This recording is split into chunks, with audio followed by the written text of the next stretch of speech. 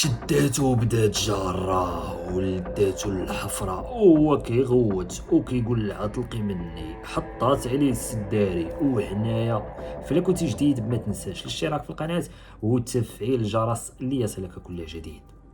هذه واحد السيدة واقفة في محطة ديال الطاكسيات، جالسة كتسنى هي والاخ ديالها الصغير، جالسين كيتسناو. شافهم واحد العروبي، شافهم بدا كيقلع فيهم، كان جايب تمايا الخضره، قالت كيتقهوى، شافهم مشى عندها قال لها لا لا ياك لاباس. قالت له اسيدي انا راني يعني ضاق بيا الحال وما عرفتش وين نمشي وما عندي لا حنين لا رحيم، عاد دابا توفى الاب ديالي وما كان كسب ما كان علام.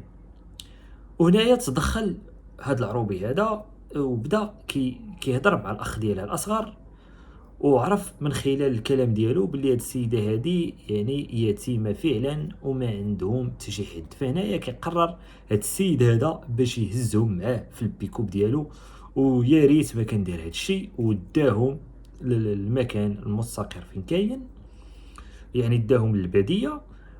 وبدا يعني يعني كيتهلا فيهم وبزاف ديال الامور، وقال لها بنت الناس انا راه باغي نتزوجك على سنه الله ورسوله، انا راكي عجبتيني وبنتي ليا معقوله، وهذا الشيء هذا علاش انا باغي نديك. فعلا هذا السيد هذا تزوج هذه السيده هذه، ولكن هي شرطات عليه، قالت له شوف اخويا انا راه ما نقدش نسمح في الاخ ديالي خصوصا راه صغير، يعني الا نتزوج بك مرحبا ولكن الاخ ديالي يبقى معايا. قال لي ما كاين حتى شي مشكل. فعلا الاخ ديالها بقى معاه، بدا كيعاونو ملي بدا كيكبر، كيعاونو في الفلاحه. السيد ولا كيكبر، هي ولات كتكبر، السيده ولدات له يعني بنت وولد، والسيد فرحان. الا انه لاحظ باللي ديك الدراري ما كيشبهولوش، يعني ما كيشبهولوش في الكاركتر. نتوما راكم عارفين الابوه كتكون عندها واحد الحنان داخلي، يعني كيكون باين راه الابن ديالك. الا ان الشخص هذا على حسب التصريحات ديالو الاقارب والجيران فكان كيقول ربما انا هاد ولادي دي كاع ما كيشبهوا ليا، دائما كيقولها شنو هادشي شنو هادشي.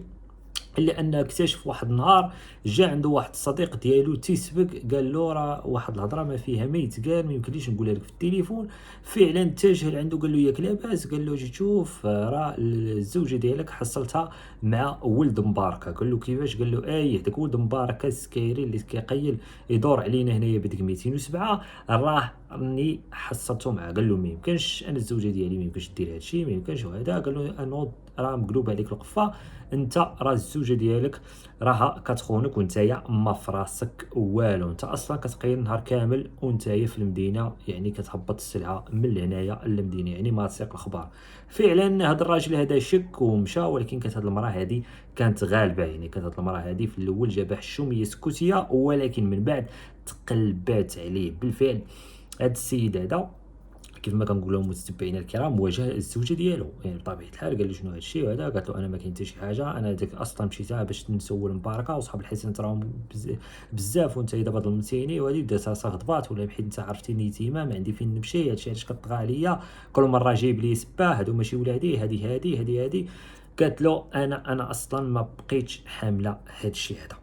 بالفعل دازت ايام وايام، عاوتاني كيسيقوا لها الاخباريه باللي مع واحد اخر، كان ديك الدوار كامل عرفها، راها كتمشي من هنا من هنا. فعرفت باللي هذا الراجل هذا ربما هيطلقها وهي يعني يخليها على الضص. فقررت هاد السيده هذه تصفيها ليه بجميع الطرق، مره دير له ادوار فار في الماكله وكيمشي للسبيطار عاوتاني يتعالج. فكان هاد السيد هذا يعني ديما كيتكتب له معاها عمر جديد، مره دير له هذه مره دير له هذه. مؤخرا جات ونالت عليه يعني بواحد العصا على مستوى الراس، ولكن عاوتاني كاين جا منها. وهنايا قرر هذا السيد هذا باش يطلقها بتاتا، يعني ما تعاودش الدور. وهنايا كتهز الرحيل ديالها وكدي معها الاخ ديالها وكتجه لواحد الدوار اللي كان دوار يعني كيف ما حنا كنقولوا مجاور لهذا الدوار هذا. هنايا بدات عاوتاني الحياه ديالها من الزيرو، وبدات كتعاني عاوتاني من المعاونه من هذا، يعني كتعاني من هذه المعاناه عفوا. وكيف ما كنقول لكم متابعينا الكرام بدات من الزيرو، يعني هاد السيده هادي عاوتاني بدات من الزيرو، عاوتاني بدات كتجه تخدم عاوتاني حتى هي في مطيشه، تخدم في الفيرمات. كذلك الاخ ديالها كيف ما قلت لكم كبر وبدا كيوعى، وبدا كيعرف الحاجة الخايبة، الحاجة اللي ما هي ماشي خايبة، يعني ولات عنده ما شاء الله 22 عام. بداو يعني حتى هو كيخدم، هي كتخدم. آآ جمعت واحد الفلوس، يعني شرات واحد البراكة. هاد البراكة هادي يعني قسماتها ل3 ديال البيوت، وقالت علاش أنا ما نستغلش هاد البراكة هادي، خصوصًا أنا كنخدم في الفيرمات وتنعرف باللي الخدامة بعض المرات كيحتاجوا خدامة كيجيبوهم يعني من دواوير آخرين، فما يبقاش يرجعوا ويمشيو، راه نبقى نكريهم. فعلًا بدات كتكري ديك 2 بيوتة، بدات كتكريهم. آآ لاحظ الأخ ديالها باللي السيدة كيف ما حنا كنقولوا تزاد عندها الصرف. حتى واحد النهار كيدخل عليها وكيلقاها مع واحد البيت، يعني في ديك البيت اللي كاينه كيلقاها مع واحد، وهنايا نال عليها ضربا وقال لها شنو هادشي كديري، معذوره راجلك طلقاك، يلفى عليه التاركه، شوهتينا في الدوار الاخر باغا تشوهينا هنا. السيده ما رضاتش، السيده قالت انا راجلي اللي راجلي وشو كي خرجت فيه، فما بالك هذا الاخ ديالي. هذا الاخ ديالي هذا انا نوريه، ولكن انا هذيك التجارب كامله اللي قمت لراجلي باش نصفيها ليه وما لقيتش انا نعاودها مع الاخ ديالي، ربما تا هو ما تصفاليش، خصوصا ملي بقى عليها بالضرب وخرج ديك السيد بديك البيت. فالسيده بدات كتلقى صراعات مع الاخ ديالها، فقالت انا خاصني ضروري نتهنى من الاخ ديالي باش ناخذ الحريه ديالي التامه. ماشي انا يعني تفكيت من راجلي يخرج لي خويا اللي ربيته اللي درت له اللي فعلت له فيخرج منه هذا الشيء هذا. فعلا خلاته حتى نعس، والادوات ديال الحفير ديالو اللي جابوا معاه منهم واحد الفاس اللي هزاتو وعطاتو يعني بالقمقوم ديال الفاس على مستوى الراس. الشيء اللي خلاه تما يبدا كيخرخر، وكان بدات كتحفر بنفس الفأس تحت ديك السداري، بدات تحفر تحفر تحفر وحطات ديك السيد تمايا وعاوتاني دفناتو. الا انه واخا تدفنو راه خصكم تعرفوا متبعين الكرام الجثه باش ما تعطيش الريحه راه خصك تغرق لها بزاف، ماشي واخا دفنها دير واحد 20 سنتيمتر يعني ديال التراب فوق منها، فاكيد عرف باللي الارضيه غتهبط، زائد الرائحه اللي هتكون ماشي غير كريهه، جد جد جد كريهه.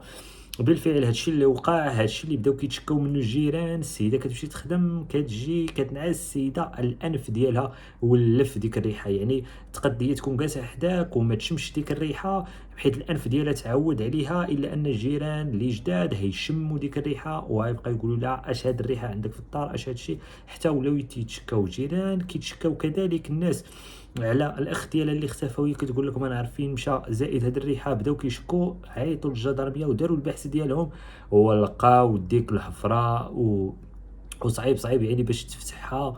يعني حيت السيده ما دارتو لا في كاشه لا حتى شي حاجه، ديريكت هكاك باش يبداو غير بشويه بشويه، زائد الريحه باش يعني جبدوا هذيك الجثه. وكانت واحد المحاكمه اللي هي قاسيه، اللي هي الاعدام، ربما واش تطبق عليها ولا ما تطبقش عليها الله اعلم، ولكن كانت هذه اول عقوبه يعني ديال هذا الاعدام هذه في المغرب في حق